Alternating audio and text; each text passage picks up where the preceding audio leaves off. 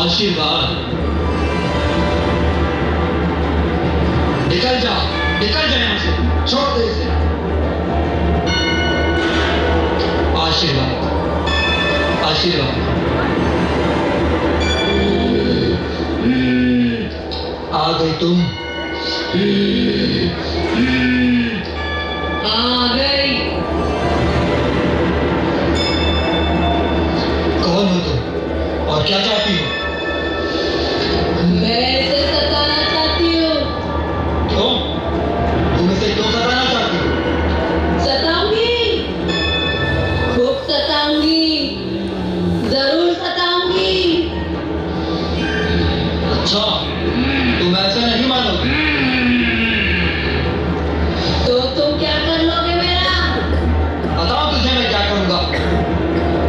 हाँ, करने तो करता है। चल जल्दी बता, क्यों सता रही है? पिच्छी नीचे रख। मैं नहीं बताऊंगी, मैं सताऊंगी, अवश्य सताऊंगी।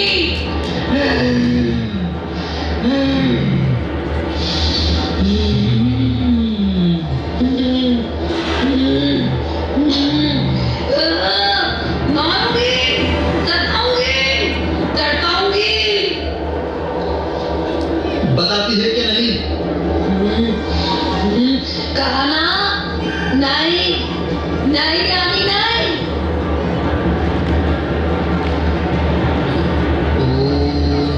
दूर जा, मेरे सामने से दूर जा, नहीं तो मैं तुझे भी सताऊंगी।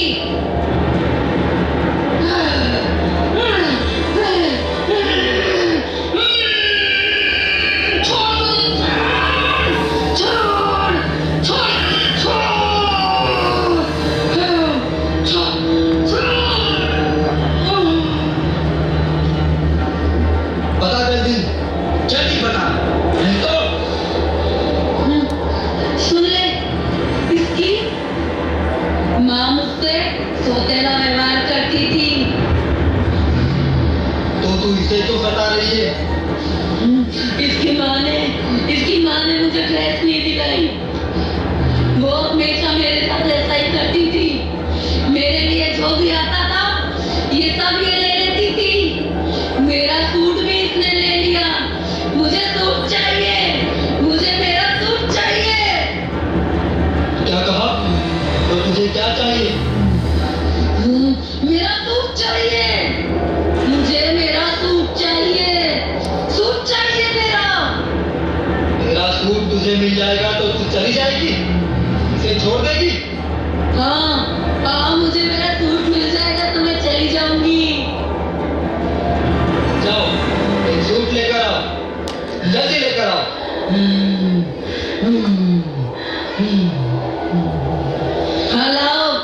लाओ मेरा सूट, लाओ मेरा सूट लाओ। फिर तो तू चली जाएगी ना, किसी को सताएगी तो नहीं? हाँ, कहाँ ना चली जाऊंगी, मुझे मेरा सूट लाओ। रख दे इसे चौकी पर। चल, ले सूट और चली जा हमेशा के लिए। आ गया मेरा सूट, आ गया, मुझे मेरा सूट मिल गया, मेरा सूट आ गया। चल जा। जाती हूँ। चली जा, कभी अब बहन को परेशान मत करना। जाती हूँ।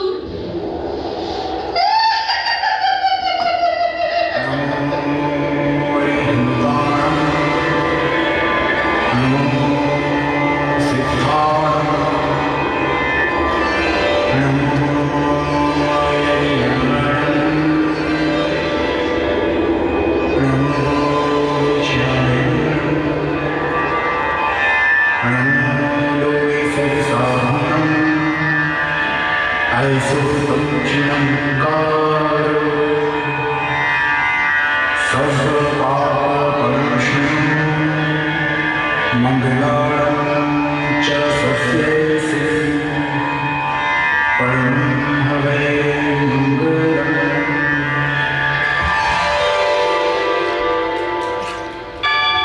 आशीर्वाद दो गुरुदेव, आशीर्वाद, आशीर्वाद दो गुरुदेव, आशीर्वाद। आशीर्वाद, आशीर्वाद, आशीर्वाद। जय हो, जय हो, जय हो, जय हो महाराज की जय हो, जय हो, जय हो।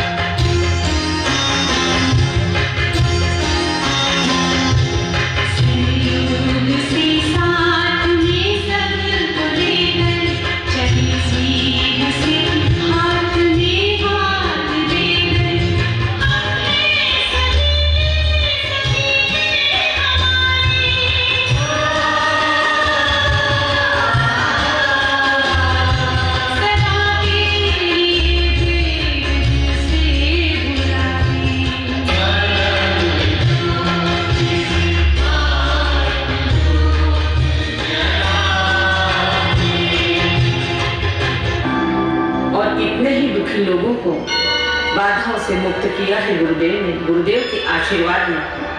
और जिनको गुरुदेव का आशीर्वाद प्राप्त हो जाता था, फिर उनको कैसी भी समस्या हो निसंदेह हल हो ही जाती थी। ऐसे कई उदाहरण यत्र तत्र विद्यमान थे। कई लोग असाध्य रोगों से तुरंत मुक्त हो जाते थे, विशेषकर वे रोगी जो प्रेत बाधा से पीड़ित रहे थे। केवल जेल ही नहीं, ज्यादातर समाज भी आचार्य पर गहन आस्था रखता था। आचार्य कहीं पर भी हो, विभिन्न नगर ग्राम में कहीं भी हो, वे पीड़ित व्यक्ति के दुख बाधा को वहीं से बैठे बैठे दूर कर देते थे। ऐसे ही कुछ उदाहरण हम आप तक नाट्य रूप में लेकर प्रस्तुत हैं। आग लगी संसार में, झरझर गिरत अंगार, जूना होते संत जन तो जल जाता संसार। नमोस्तु भगवन, नमोस्तु भगवन, नमोस्तु भगवन, नमोस्तु भगवन।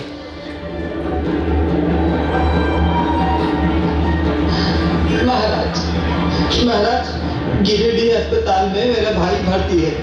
कल छत से गिर गया था। डॉक्टर ने जवाब दे दिया है महाराज। आप कुछ कृपा करें महाराज।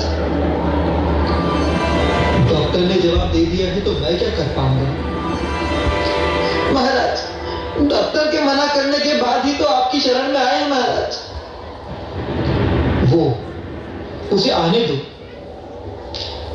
महाराज। कैसे आएगा? उसकी तो हालत ही नहीं आने लायक। देखो, वो आ रहा है। वो देखो, वो आ रहा है।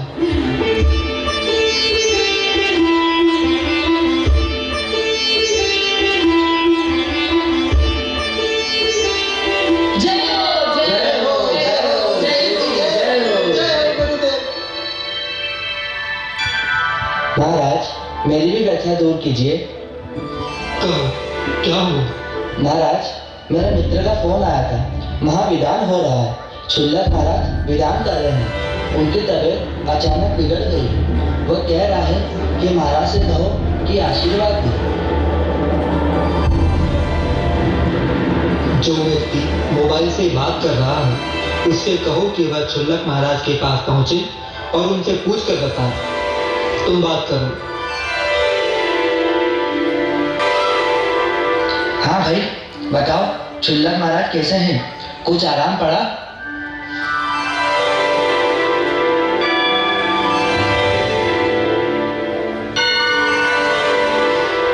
आया कुछ जवाब? जय हो गुरुदेव, जय हो। क्षुल्लक महाराज बैठ गए, फिर खड़े भी हो गए, आहार के लिए भी चले गए। धन्य हो आचार्य गुरुदेव योगेंद्र सागर जी महाराज। जय हो, जय हो। दिव्य दृष्टा गुरुदेव, आप कैसे जान लेते हैं सब?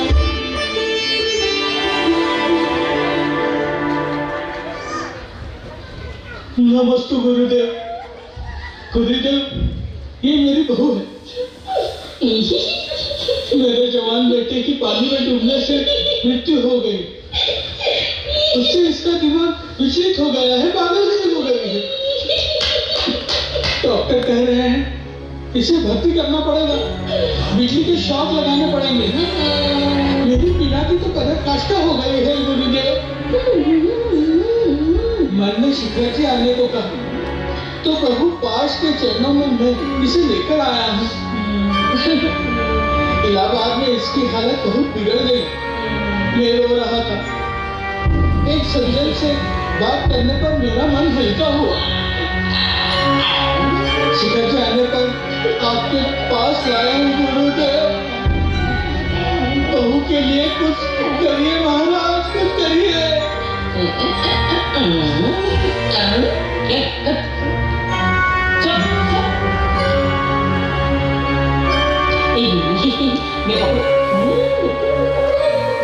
तुम कल इसे चौके में ले आओ। आपको मैं झूठ बाबा कहता रहा। मेरी सोच यही रही कि दिगंबर साधु को ये नहीं करना चाहिए। इसी कारण मैं आपसे संपर्क से दूर हो गया था गुरुदेव।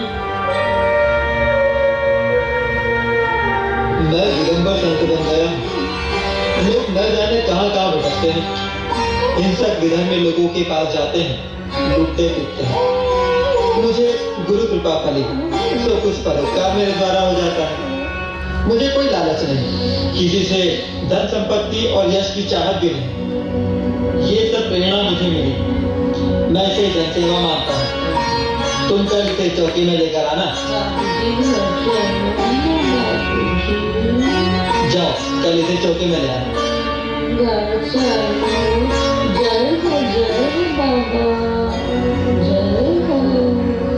बाबा कौन है? बाबूजी चलो ना घर चले। ये बाबा कौन है? बाबा आंटी, अंकल नमस्ते। अंकल नमस्ते। महाराज जी, इसे तो अस्त व्यस्त रहती है, अजीब अजीब हरकतें करती है। चौके में कैसे आएगी?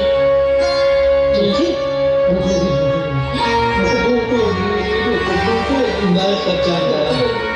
ये आएगी, आप इसे लेकर आना। बाबूजी घर चलो।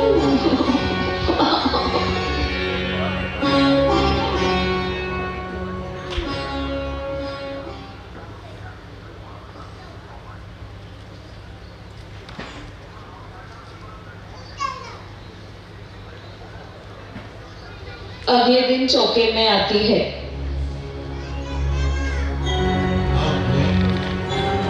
कौन हो बाबा? बाबूजी रोटी खानी है? रोटी खानी, चलो। आशीर्वाद, आशीर्वाद, आशीर्वाद।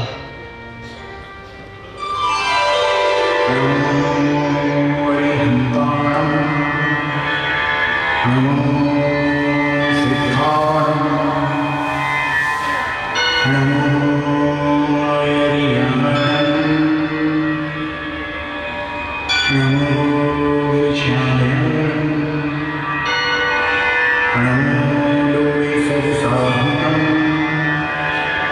पंचमंकारो सर्वपापनाशनम् मंगलानां च सस्येषु परं हवे मंगलम्।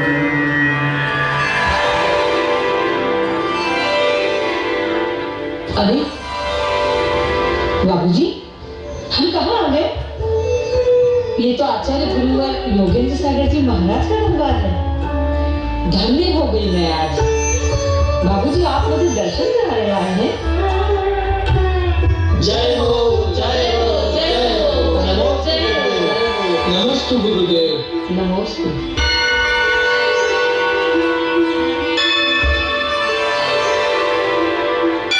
जहाँ लाखों रुपए खर्च करने के बाद भी कोई मार्ग नजर नहीं आ रहा था, वहाँ एक पल में मेरी बहू सभी पीड़ा बाधाओं से मुक्त हो गई, मात्र गुरुदेव के आशीर्वाद से।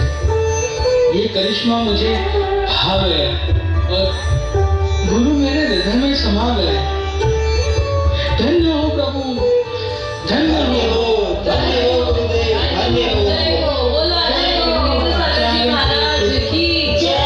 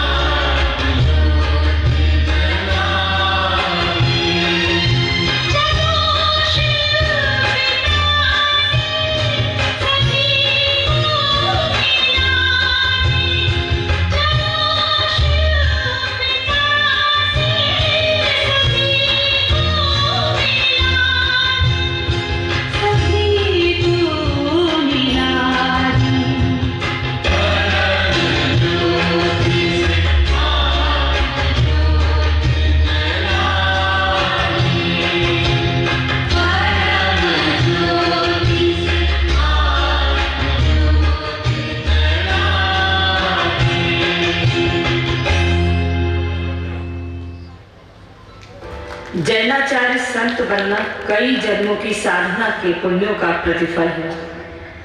और ऐसे ही हमारे संत परम ज्योति के बारे में आप दृष्टांत जान रहे हैं, वृत्तांत जान रहे हैं। यूं तो वृत्तांत बहुत है, किंतु लंबी साधना के साधक रहे परम पूज्य आचार्य श्री योगेंद्र सागर जी महाराज अपने संपूर्ण तपस्वी जीवन को अपने भक्तों को समर्पित कर गए। उनकी दुख तकलीफों को अपने जैन मंत्रों के माध्यम से निवारण करने में जीवन लगा दिया। दिव्य दृष्टा आत्मा दूर बैठे ही अपने भक्तों के कष्टों को पहचान लेती है और उनका निवारण कर देती है। ऐसी ही साम्य दृष्टि थी उनमें। ऐसे पवित्र महामानव को शब्दों में बांधना अत्यंत कठिन है। इस प्रकार परम पूज्य गुरुदेव आचार्य योगेंद्र सागर जी महाराज की महती प्रभावना रही और कई लोग अपने दुख दर्द से दूर हुए। और आपने जाना गुरुदेव आचार्य श्री योगेंद्र सागर जी महाराज की तपस्वी जीवन यात्रा के मानव जीवन के लिए परोपकार को समर्पित ये कुछ दृष्टांत।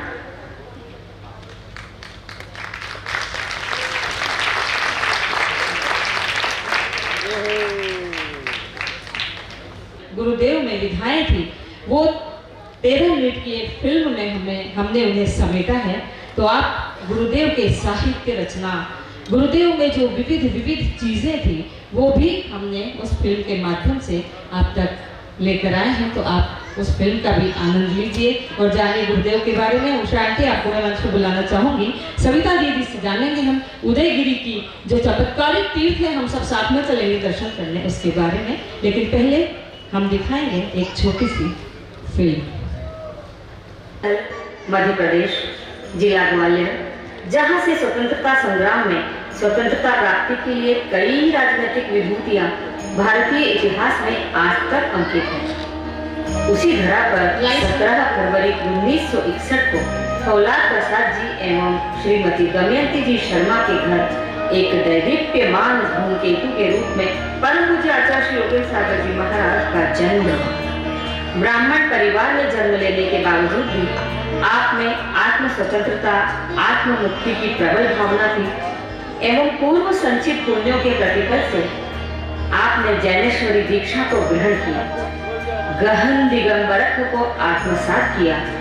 जैन संत का दूसरा नाम ही त्याग है, जिन्होंने अपना घर, अपना परिवार, माता पिता, भाई बंधु, नगर, प्रदेश छोड़ा और आत्म कल्याण और जन कल्याण के लिए दीक्षा लेकर नगर गांव में भ्रमण करते हैं।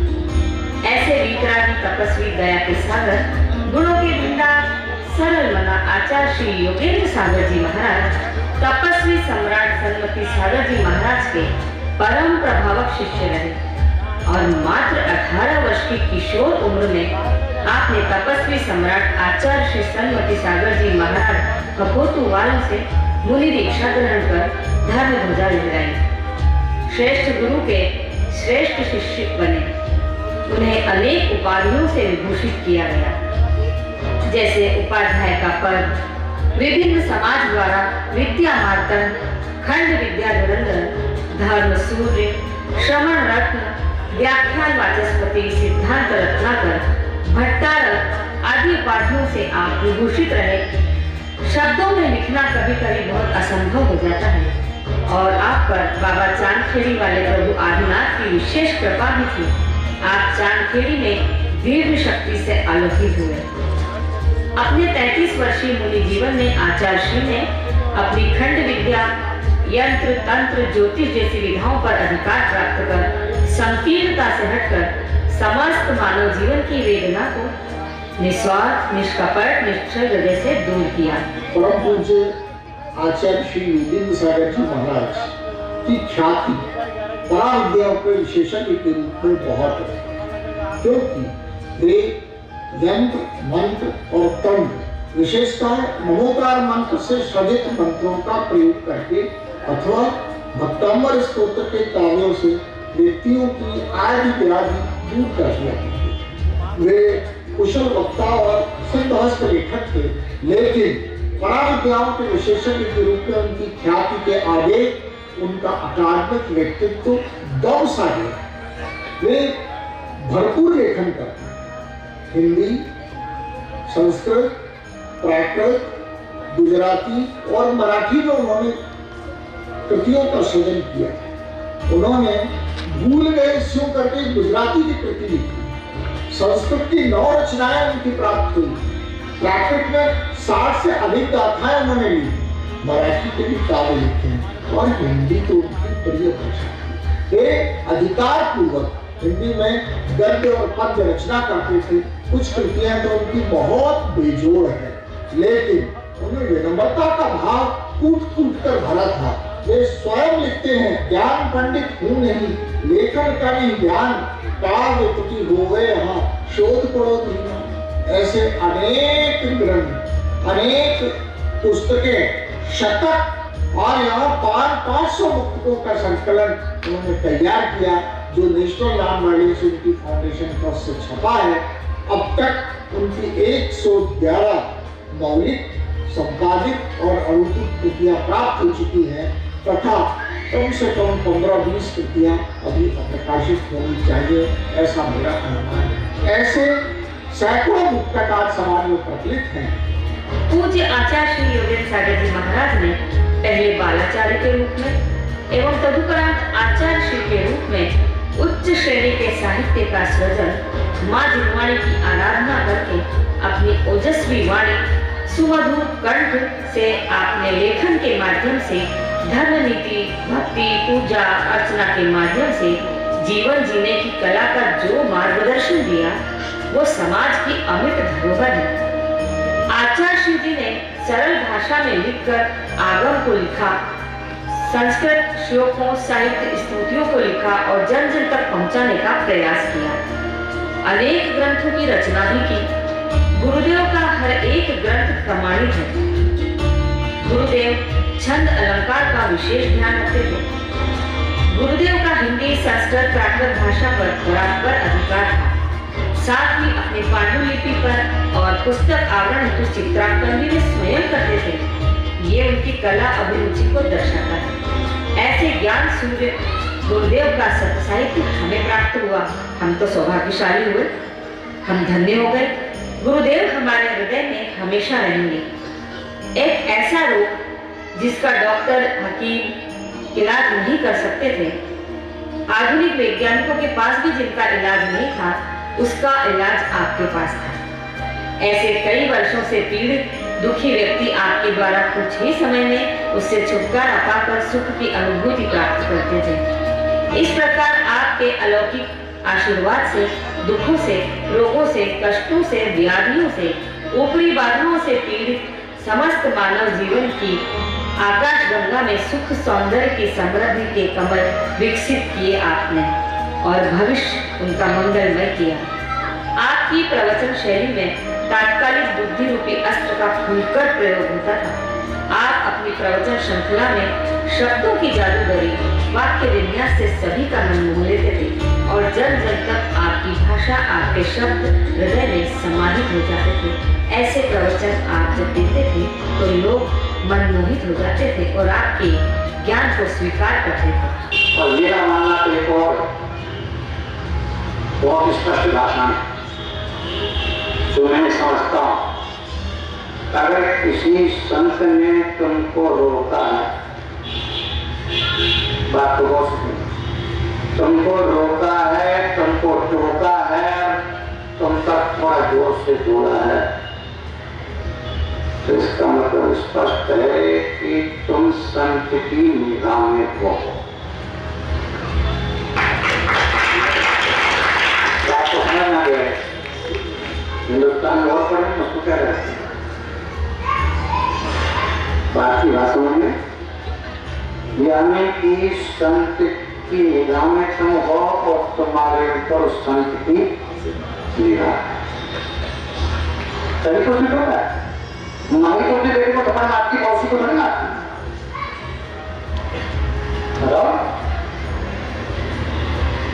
पड़ोसी को मारती, लेकिन समय आने पर अपना दूध ना अपने बेटे को पिलाएगी, पड़ोसी को नहीं करती। परंतु आपको मालूम है, पड़ोसी चिल्लाती है तो कैसी हत्यार नहीं है। फिर तू अपने बच्चे को मारती तो शर्म नहीं आती? तेरे बच्चे पानी नहीं आते, तू क्या चाहे? चुपचाप तेरा उसने किया है, उसको मारने का लक्ष्य नहीं है। कैसे भी करके दवा पहुंच जाए जो उसे वो लेकर के आई, उस दवा से ठीक होने वाला ही माँ का लक्ष्य है। ऐसे शब्दों का गुरु का लक्ष्य है कि गुरु भी अरिहंत परमात्मा रूपी लेख से दवा लेके आते हैं आपके लिए और आपको देते हैं। इस पवित्र शीतल तीर्थ पर गुरुदेव की उपस्थिति का आभास सा होता है, आनंद आ जाता है। जब हम इस तीर्थ पर प्रवेश करते हैं तो मन शीतल हो जाता है, शांत हो जाता है, क्योंकि ये भूमि बहुत पवित्र है और बहुत मन से गुरुदेव ने इस भूमि का चयन किया। गुरुदेव की समस्त सिद्धियां, शक्तियां उनके प्रयाण के बाद भी शीतल तीर्थ पर विराजमान है। तीर्थ पर मां पद्मावती का मंदिर, 51 फुट का कैलाश पर्वत, उसके ऊपर 4 फुट का कमल, 13 फुट की भगवान आदिनाथ की प्रतिमा विराजमान है, जिसके आप साक्षात दर्शन कर रहे हैं। गुरुदेव द्वारा अपने जीवन काल में ही मनोनीत अधिष्ठात्री डॉक्टर सविता जी जैन के नेतृत्व में एवं योगी परिवार के सतत सक्रिय रचनात्मक सहयोग से ये तीर्थ निरंतर विकासरत है और अब हम इसके पंचकल्याण में सभी सम्मिलित हैं। समाधि बहुत कम समय, किंतु सम्यक दृष्टि आचार्य श्री योगेंद्र सागर जी महाराज की असामयिक समाधि से समाज एक युग प्रवर्तक धर्मोपदेष्टा की धर्म देशना से वंचित रह गया। शारीरिक व्याधि से उन्होंने स्वेच्छा पूर्वक समाधि का वर्ण किया। वे गुरु आज्ञा से भी आगे जाकर अध्यात्म के शिखर पर पहुंचे। पराशक्तियां स्वयं उनसे मिलने आती थी। पीड़ितों का कष्ट वे स्वयं अपने शरीर पर ले लेते थे। परम पूज्य आचार्य श्री योगेंद्र सागर जी महाराज ने साधु चर्या की सर्वोत्कृष्ट चर्या समाधि को वर्ण किया। अपने 33 वर्षीय मुनि जीवन को सफल बनाया। उन्होंने अंतिम समय भेद विज्ञान को प्रकट किया कि शरीर अलग और आत्मा अलग है। इसीलिए भयंकर शारीरिक पीड़ा होने पर भी पैर कटवाने की अपेक्षा समाधि मरण करना स्वीकार किया। 3 उपवासों के बाद 18 मार्च 2012 को दोपहर 12:15 पर आपने अपनी नश्वर काया का त्याग कर मोक्ष महल की सीढ़ी की ओर कदम बढ़ाए। आज गुरुदेव सशरीर हमारे बीच में भले ही नहीं है, किंतु उनका आशीर्वाद हम सब के साथ है। यहाँ इस शीतल तीर्थ पर गुरुदेव की उपस्थिति का आभास होता है, जो गुरुदेव के समय में होता था। वे हमारी आस्था में हमेशा जीवंत रहेंगे। फलतः प्रत्येक भक्त को शीतल तीर्थ में गुरुवर का ये वाक्य याद आता है, मैं हूं ना। गुरुवर यहाँ कल भी थे, आज भी हैं एवं भविष्य में भी रहेंगे। नमोस्तु गुरुदेव।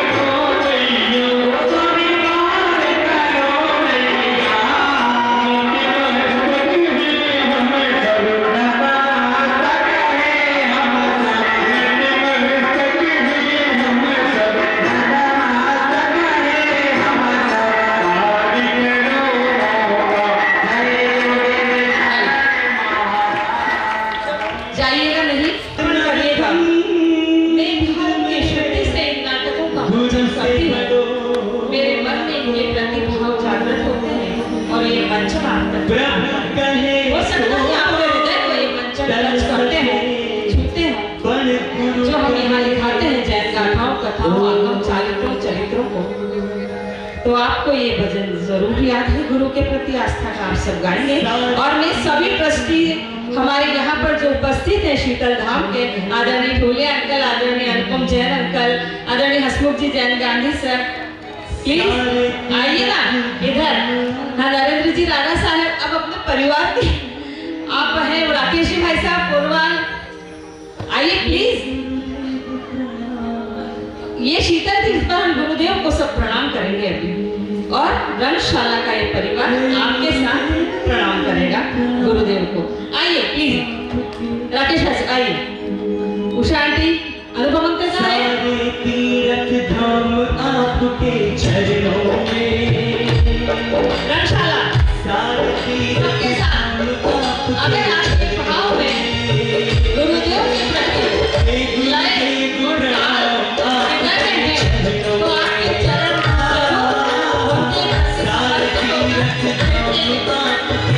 चरणों में गुरुदेव प्रणाम आपके। आप अगर चाहें खड़े होकर अपनी श्रद्धा अपने कदमों से, अपनी तालियों से पंडाल की लाइन निकाला दे।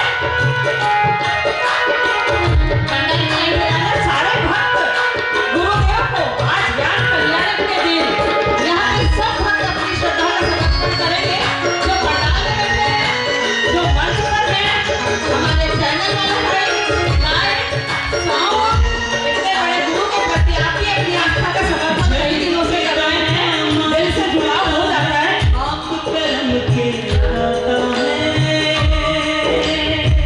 करिए यस।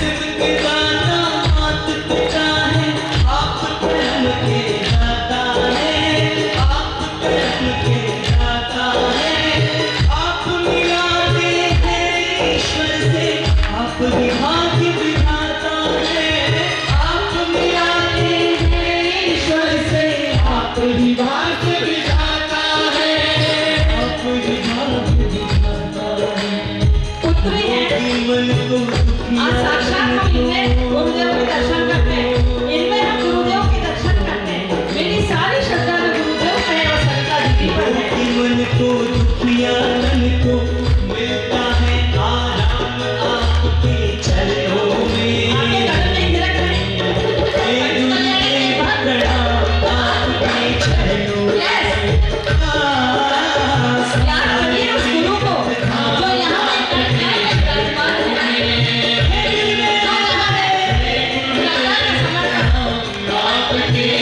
रक्षाला आइए सबके साथ, हमारे ट्रस्टियों के साथ आइए, हमारे ट्रस्टियों के साथ आइए,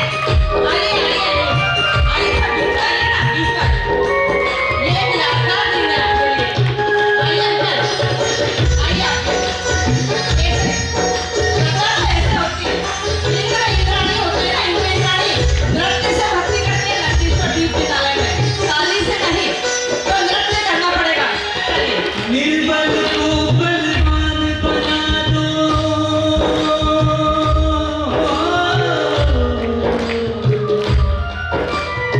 निर्बल को बलवान बना दो, निर्धन को धनवान गुरु, निर्बल को बलवान गुरु, निर्बल को बलवान बना दो, क्या बात है? निर्धन को धनवान गुरु। रोजाना सुबह पंच कल्याण में इंद्राणी बनते हैं आप सब, भक्ति करते हैं ना प्रभु की। आइए सर ज्ञान का तो वरदान रक्षाला अंकल लोग साथ आओ। क्या बात है?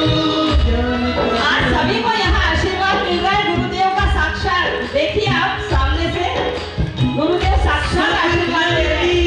आपके जीवन में बहुत जल्दी कोई खुशी की खबर निश्चित रूप से आने वाली है। दिल से श्रद्धा है, सब हमारे गुरु है। कागज करूं,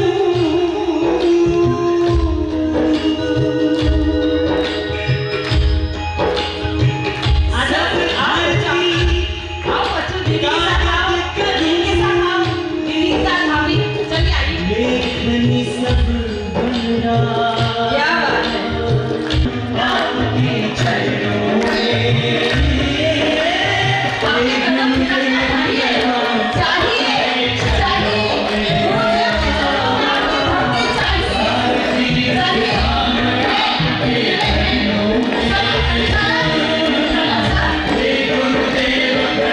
हम आपको फोकस करते हैं।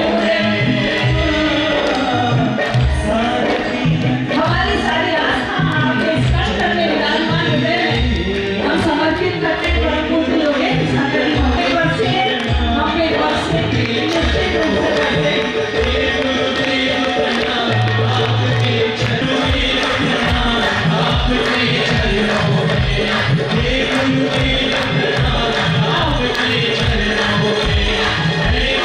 कोई नहीं जाएगा, कोई नहीं जाएगा। 7 मिनट और, 7 मिनट और। ये वक्त दोबारा नहीं आएगा। इस शीतल दिन के बाद गुरुदेव को समर्पित करेंगे। सारी श्रद्धा का समर्पण हम हमारे गुरुदेव को यहाँ से करेंगे। जिंदगी में विश्वास का पुंज लेकर जाएंगे, जाएगा नहीं कोई। गुरुदेव को देखा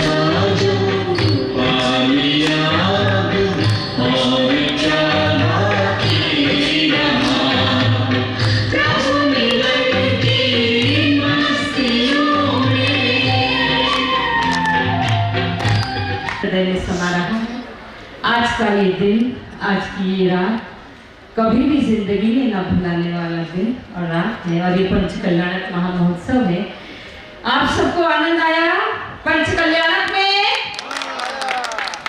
जब उनके ज्ञान को हमने आत्मसात किया तो मैं इस गुरु भक्त परिवार को जय गुरु योगी का समर्पण आपके लिए, जय गुरु योगी से सूक्ष्म सा परिचय आपका हमने करवाया, तो मैं दीदी को पुनः माइक देती हूँ।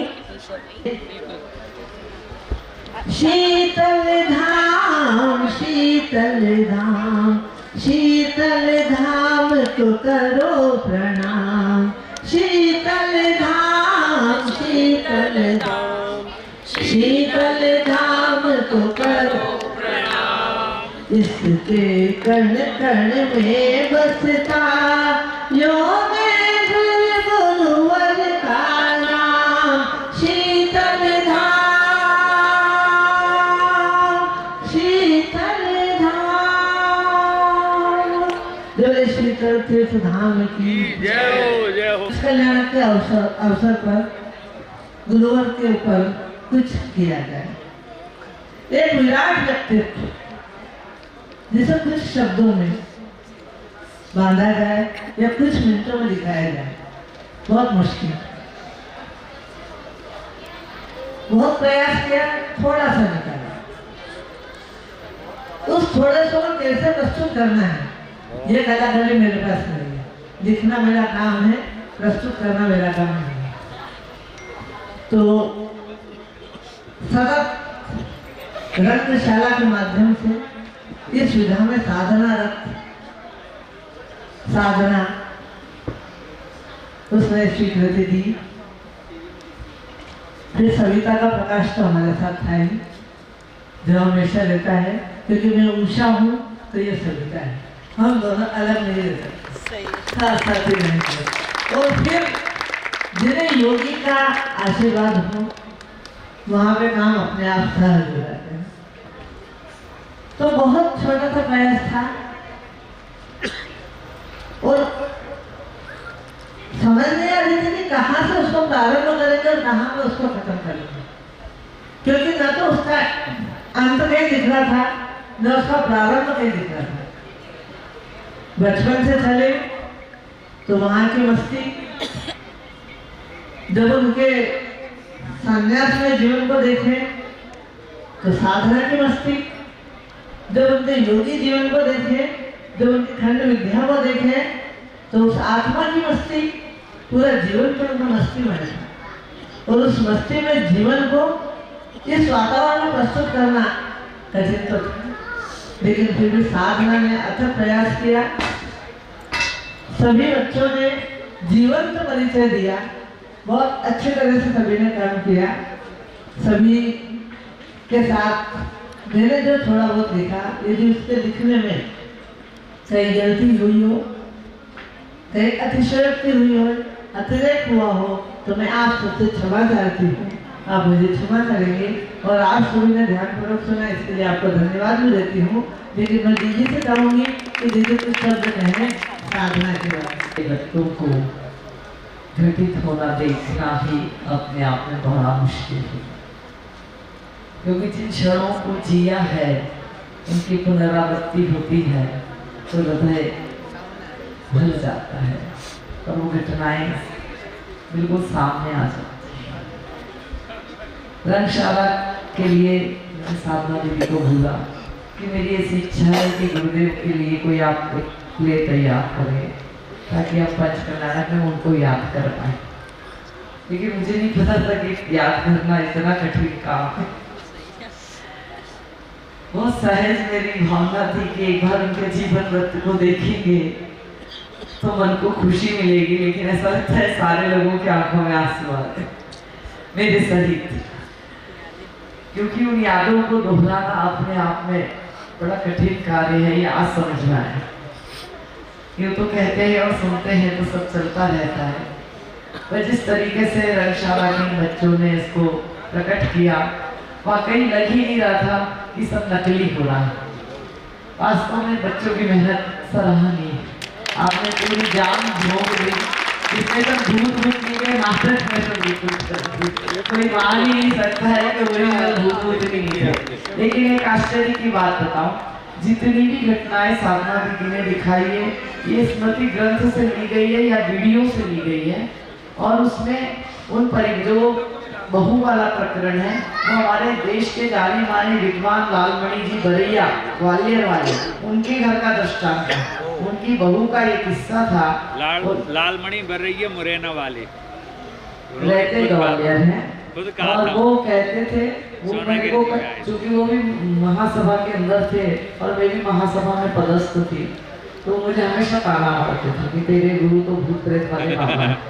लेकिन जब उन पे पड़ी तो नतमस्तक हो गया। अभी वो मेरे को बोलते हैं कि तेरे को कुछ, मेरे को एक आध गोली दे दे, तो मैं बोलती हूँ आना पड़ेगा बाबूजी, कोई गोली घर बैठे नहीं देती। अब उनकी इतनी श्रद्धा है। और ये जो बच्चियों वाला जो था ऊपर की बाधा का, वो तो भिंड की हमने क्रिकेट में भी दिखाई थी। इस तरीके के वहाँ जो गुरुदेव की आरती होती थी, इंदौर में आरती होती थी, तो 100-200 लोग जिनके ऊपर ऊपरी बाधा होती थी वो इसी तरीके से नाचते थे और चिल्लाते थे। तो इतना सोच की बात वाला ने किया था, वाला देखा। अच्छा आपको बताऊं, इस कृत्य को करने के लिए उन्हें कोई प्रयास नहीं करना होता था। ये पूरे जन्म का कुछ पुण्य था और नमो का मंत्र की उन्होंने इतनी आराधना की थी कि वो जब आरती करवाने के लिए मंच पर आते थे उसके पहले उनका एक शौक था कि अब नमोकार मंत्र म्यूजिक से चालू करें। उनको म्यूजिक पसंद था, तो वो कहते म्यूजिक के साथ आप नमोकार चालू करें। तो वो नमोकार जैसे ही म्यूजिक के साथ चालू होता कि भूत प्रेत उछल उछल के आगे आ जाते और इस तरीके से कृत्य करते थे, जैसा इन बच्चियों ने बताया। अरे ये बहुत जान डाली आप, आसान नहीं, जीवन परिचय दिया है बहुत इसी की बेटी ने साधना की है। तो माँ इतनी कलाकार है तो बेटी तो होगी सही, कोई बड़ी बात है। आज वो नीचे है। बहुत अच्छा आपने प्रयास करा, हमारी आंखों में आंसू आए हैं, इसका मतलब आप सार्थक हैं। मैं तो इतना जानती, इससे ज्यादा कोई सर्टिफिकेट नहीं है, क्योंकि ज्यादा है से आदमी जब होता है जब उसके दिल को कोई बात छूती है। और यहाँ मेरे ख्याल से कोई भी आदमी ऐसा नहीं जो गुरुदेव से परिचित था और उसकी आंखें नम ना हुई हो। मैंने भी बहुत कंट्रोल किया कि रोना नहीं, क्योंकि मैंने ही ये दिखाने का प्रयास किया था, फिर भी आंसू बरबस आ ही गए। आप लोगों ने बहुत मेहनत की, बहुत अच्छा। और जो मेरी दिल की इच्छा थी वो पूरी हुई कि मैं एक बार गुरुदेव के जीवन वृत्तांत को देखना चाहती थी कि मैं एक बार देखूं, पर मेरे को अब दुख हो रहा है कि मुझे समाधि का दृश्य नहीं डालना था। बाकी सब तो मैंने देख ली, लेकिन समाधि का दृश्य देखते ही आंखें भर आई। आपको एक और आश्चर्य की बात बताऊं, 12:15 बजे जब गुरुदेव की समाधि हुई, जब मैं सब बात को सबको बताती हूँ कि उन्होंने स्वयं समाधि का वर्ण कैसे किया। वो जिनवाणी में बार बार कहते थे कि आन के मेरी कंठ विराजो भैया, तो उनका कंठ आखिरी समय तक बंद नहीं हुआ। जब तक उनकी सांस नहीं टूटी तब तक नमोकार वो सबके साथ बोलते रहे। अभी वो व्यक्ति भी यहाँ उपस्थित है, ईश्वर जैन कोटा, आप भी थे। उनके हाथों में गुरुदेव के प्राण गए, वो बैठे थे और बोलते बोलते गर्दन लटकते, लेकिन उन्होंने खुद अपने समय को बोल दिया कि मेरा समय आ गया, मुझे बिठा दो। इधर करवट ली और बैठती प्राण निकल गए। नमोकार मंत्र उन्होंने बोला। इसके अलावा सबसे बड़ी बात ये थी कि उन्होंने अपने त्यागमय जीवन को व्यर्थ नहीं जाना। डॉक्टरों ने सलाह दी कि डायबिटीज की वजह से पैर में गैंग्रीन है, यदि पैर काट देते हैं तो आपकी जीवन बच सकता है, आयु बढ़ सकती है। तो उन्होंने एक ही चीज बोली कि यदि मेरी आयु बढ़ सकती तो लिख के दो कितने साल बढ़ा दोगी। यदि मैं ऑपरेशन टेबल पे रह लिया, वहीं चला गया, मेरा समय आ गया तो वहीं चला जाऊंगा, तो फिर मेरा ये जीवन भी खराब और अगला जीवन भी खराब। तो साधु का जीवन तो समाधि मरण से ही होता है, और उन्होंने समाधि मरण को सहर्ष स्वीकार किया, पर पैर को नहीं कटवाया। 12:15 बजे समाधि हुई, 4:30 बजे उनकी अंतिम संस्कार किया, और उस समय सागवाड़ा में 35 से 40 हजार आदमी मौजूद थे। पैर रखने को जगह नहीं, पैर रखने की वहाँ जगह नहीं थी। भक्त आसपास का इकट्ठा हुआ। आज मेरे को लोग कह रहे थे बहुत पब्लिक थी, बहुत पब्लिक थी, तो मैं सोच रही थी कि गुरुदेव होते तो पब्लिक यहाँ समाधि क्षेत्र में कार्यक्रम यहाँ हो ही नहीं सकता, आसपास के खेतों में कार्यक्रम करना पड़ता है। 100 एकड़ जमीन लेनी पड़ती है, पहली बार जो भंडारा हुआ था ट्रैक्टरों से सप्लाई ट्रैक्टर से खाना, जो मैंने बताया था 1 लाख लोगों का खाना हुआ। उस समय आदमी हाथ से नहीं ले जा सकता था, ट्रैक्टर से सप्लाई होती थी सामान, टैंकर दूध आता था, बहुत कुछ हुआ। पर आज आपने सारी यादें जीवित कर दी, बहुत अच्छा लगा। पर मेरी गलती तो मेरे को सुधारूंगी, अगली बार ये नहीं करूंगी। समाधि का दृश्य तो बिल्कुल नहीं दिखाना चाहूंगी, बाकी तो सब दिखाई देगा। दीदी वही बता दो, 1 महीने पहले तो वहाँ योगिंदगिरी में सफाई भी करवा दी थी वहाँ पे।